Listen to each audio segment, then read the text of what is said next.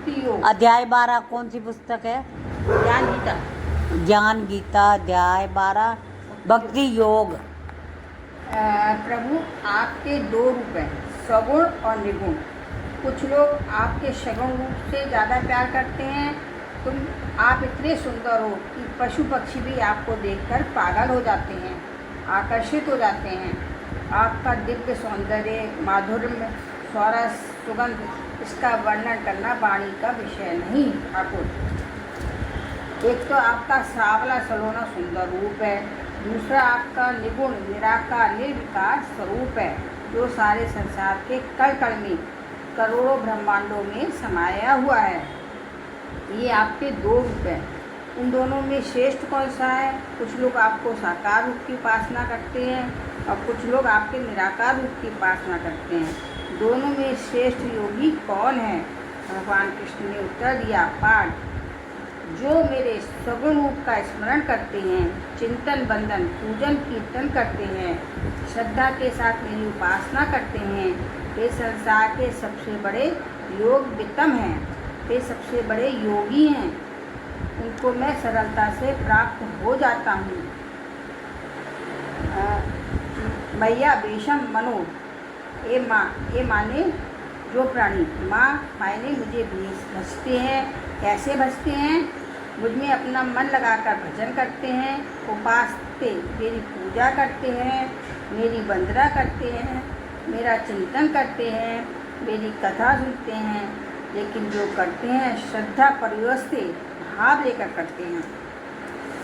पुत्र वत्सला माँ अपने बेटे को जब नहलाती है, उसकी मालिश करती है, उसको स्नान करती है, उसके कपड़े पहनाती है, उसको परम सुख का अनुभव होता है, उसके अंदर में गुदगुदी होती रहती है, उसकी मालिश करती है, उपटन लगाती है, तो धीरे धीरे एक एक अंग की मैल निकलती है। जल बहुत गर्म ना हो, बहुत ठंडा ना हो, इसका भी ध्यान रखती है। मुलायम तौलिए से पोछा करती है, सुंदर से सुंदर वस्त्र पहनाती है, बालों में कंघी, आँखों में काजल, शरीर में पाउडर, सब कुछ करती है। और जब वह करती है तो उसे समय का ध्यान ही नहीं होता। उसे ऐसा नहीं लगता कि जल्दी करूं और छुट्टी पाऊं। ऐसा करने में उसको आनंद का अनुभव होता है। कहते हैं माँ जब गर्भवती होती है तो 9 माह तक गर्भ धारण करती है, और जब प्रसव का भयानक पीड़ा होती है तो व्याकुल हो जाती है। लेकिन जब पुत्र को गोद में लिटाती है, उसका मुखड़ा निहारती है, उसे दुग्धपान कराती है, प्रसव की सारी पीड़ा भूल जाती है, अपने आप में कृतज्ञता अनुभव करती है।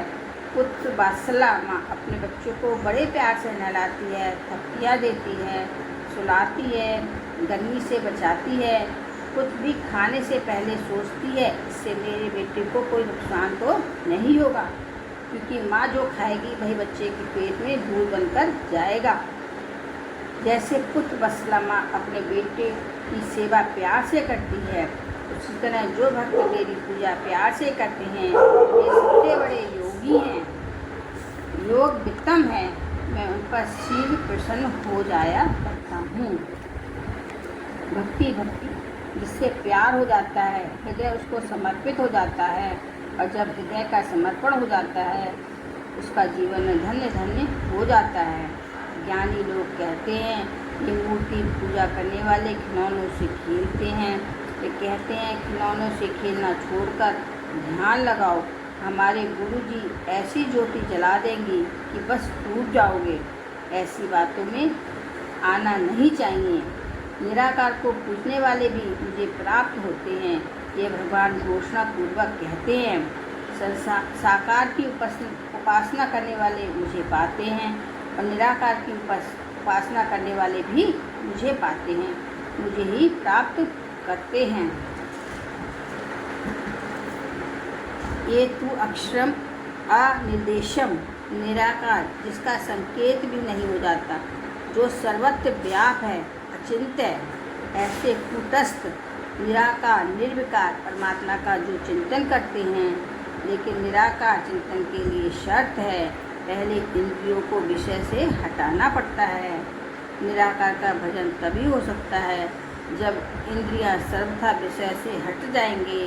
इंद्रिया समूह को जब संयम से अपने बस में कर ले और सर्वथा समबुद्धे और हर जगह तुम्हारी बुद्धि समान हो जाए, विषमता नहीं रहनी चाहिए।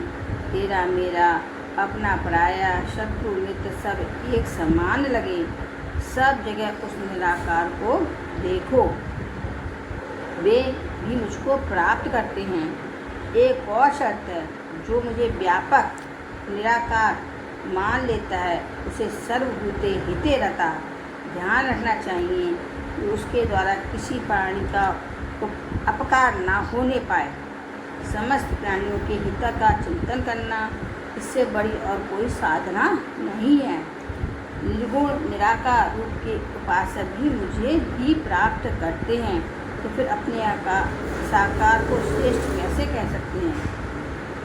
मतलब साकार और निराकार दोनों एक ही हैं, दोनों एक ही हैं। इसका जैसा भाव है वैसे करो। रामायण में तुलसीदास जी ने बहुत सुंदर छुपाई लिखी है कि तालाब में जल भरा पड़ा है और बीज रूप में कमल नीचे पड़ा हुआ है।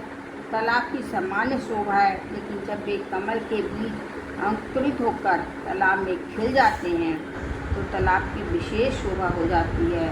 भगवान राम ने जब खिले हुए पुष्पों से तालाब को देखा तो लक्ष्मण से बोले, फूले कमल सुभे सर कैसा, निर्गुण ब्रह्म सगुण भय जैसा। लक्ष्मण जब पुष्प नहीं खिले तो तालाब की सामान्य शोभा थी, और जब पुष्प खिल गए तो तालाब की शोभा अधिक बढ़ गई।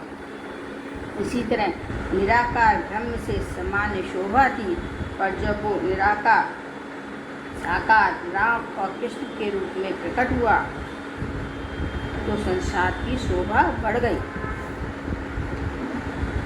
परमात्मा के प्रति आकर्षण बढ़ गया। हमारे पूज्य गुरुदेव श्री करपात्री जी महाराज कहा करते हैं, चंदन की शाखा में डाली में इतनी सुगंध है, अगर कहीं पुष्प लग जाता तो कितनी सुगंधित होती, कल्पना करो। वो कहते थे, गन्ने के झाड़ में कितनी मिठास है, और गन्ने में कहीं फल लग जाता तो कितना मीठा होता।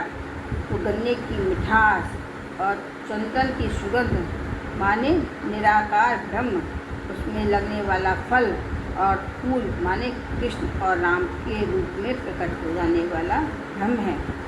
वह कितना सुंदर होगा, कितना आकर्षक होगा। मतलब भगवान की कितनी महिमा बताइए। निर्गुण निराकार की उपासना में समस्या क्या है? भगवान कृष्ण कहते हैं, कलेश है, समझने का प्रयास करो, हमें लोगों की बातों में नहीं आना, भगवान जो कह रहे हैं उस बात पर ध्यान देना है। गीता भगवान कृष्ण से मुख से निकली हुई है, और भगवान किसी को धोखा नहीं देगा, भगवान मिथ्या भाषण नहीं करेगा। और ये तो कुरुक्षेत्र का मैदान है। धर्म क्षेत्र कुरुक्षेत्र धर्म भूमि में खड़े होकर भगवान मिथ्या भाषण क्यों करेंगे? निराकार की उपासना भी वही है जो साकार की है, साकार की उपासना भी वही है जो निराकार की है। अंतर क्या है? निराकार की उपासना में थोड़ा कष्ट है। जब तक तुम्हारा मन, तुम्हारी इंद्रियां पूर्णतः संसार से हट नहीं गई, तब तक तुम्हारा मन निराकार में परमात्मा से जुड़ नहीं सकता। और सगुण साकार की लीला सुन रहे हो, 2.5 घंटे हो गए, पता ही नहीं चला कि समय कैसे निकल गया। सगुण साकार के स्वरूप का चिंतन करने लगो, उनके एक एक अंग प्रत्यंग का चिंतन करो, उनकी मधुर मुस्कान का चिंतन करो, उनकी दिव्य बांसुरी का चिंतन करो। जब भगवान कृष्ण गाय चराने निकलते हैं गोकुल वृंदावन से, तो गोपियाँ आपस में चर्चा करती हैं, अरे सखी, नेत्र वालों के नेत्रों में यही सार्थकता है, यही सफलता है कि वे एक बार अपने नेत्रों से हमारे राम और श्याम का दर्शन कर ले। उनके स्वरूप में कितना आनंद है, कैसा रस भरा हुआ है। अगर नेत्र पाकर प्राण प्यारे श्याम सुंदर का दर्शन नहीं किया तो वे नेत्र व्यर्थ हो जाएंगे, उन नेत्रों की कोई सार्थकता नहीं रही। भागवतकार कहते हैं, नेत्र वालों के नेत्रों का कोई बड़ा फल हो ही नहीं सकता कि एक बार वे श्याम सुंदर का दर्शन कर लें। कपिल भगवान कहते हैं, परमात्मा की मुस्कुराहट का, परमात्मा के उदार हास्य का जो चिंतन कर लेते हैं, उनको शोक का समुद्र सदा के लिए डूब जाता है। कोई व्यक्ति चिंता और शोक के समुद्र में डूब रहा हो तो ठाकुर का मधुर हास्य, उनका अट्ठास, उनकी मुस्कुराहट यदि मन में आ जाए तो शोक का समुद्र सूख जाता है, उसके जीवन का शोक सदा के लिए समाप्त हो जाता है। लेकिन निराकार दिखाई नहीं देते, मन में भी नहीं आता, तो व्रति कैसे हटाओगे? जिसका मन संसार में व्यक्त हो, ऐसे व्यक्तियों द्वारा निराकार का चिंतन अधिकतर कलेश देने वाला होता है। व्रति तो वहाँ टिकती नहीं, मन संसार में फंसा हुआ है, चिंतन कैसे होगा? जो संसार से सर्वथा हट चुके हैं, उनके लिए निगुण और निराकार की उपासना है। जो संसार में ना फंसे हुए हैं, न पूर्णता निकले हुए हैं, उनके लिए भगवान के सगुण साकार रूप का भजन चिंतन ही श्रेष्ठ है। ये भागवत के 11वें स्कंद में भगवान श्री कृष्ण कहते हैं, जो न एकदम फंसे हुए हैं, न एकदम निर्वट हुए हैं, यहाँ जो सब बैठे हैं सब बीच ही वाले हैं। घर छूटा नहीं और घर में मन लगता नहीं, घर में मन लगता नहीं और छोड़ने का साहस नहीं। ये जो बीच में हैं, ऐसे लोगों के लिए भक्ति योग ही सिद्ध देने वाला है।